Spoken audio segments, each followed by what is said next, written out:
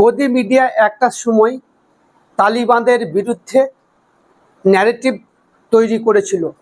তালিবানের নাম নেওয়াটাও অলিখিতভাবে ভারতবর্ষে অপরাধ ছিল।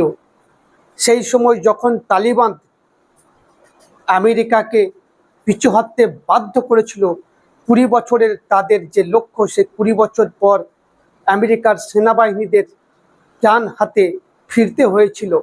তালিবান যখন আফগানিস্তান শাসন ক্ষমতায় বসে, তখন ভারতের মিডিয়া নানা রকম প্রোপাগান্ডা চালু করেছিল। গোটা বিশ্বে মাদকজাত জিনিস সরবরাহ করা হবে, এখান থেকে জঙ্গি আতঙ্কবাদী তৈরি করবে। তারা আজ কোথায়? আজ ভারতবর্ষে আফগানিস্তানের বিদেশ মন্ত্রী আমির খান মুত্তাকি আসছেন। কি বলবেন? এরপর কি বলবেন? তিনি এসে তাজমহল, দেওবন্দ মাদ্রাসা সব পরিদর্শন করবেন। কারা ঘোরাবেন? সরকার ঘোরাবেন। গদি মিডিয়াকে বলবো, সাহস আছে আজকে কিছু কথা বলার? সাহস নেই।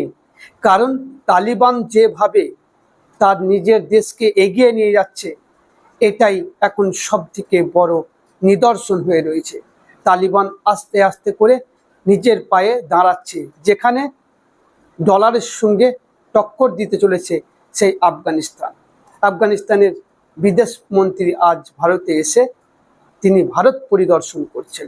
আজ ভারতে তালিবানের নাম নেওয়াটা কিন্তু অপরাধ নয়, একটা সময় অলিখিত অপরাধ ছিল। আজ তারা কি বলবেন? আপনাদের মতামত অতি অবশ্যই কমেন্টে দিবেন। ফেসবুকে দেখলে ফলো করুন, ইউটিউবে দেখলে সাবস্ক্রাইব করে পাশে থাকুন।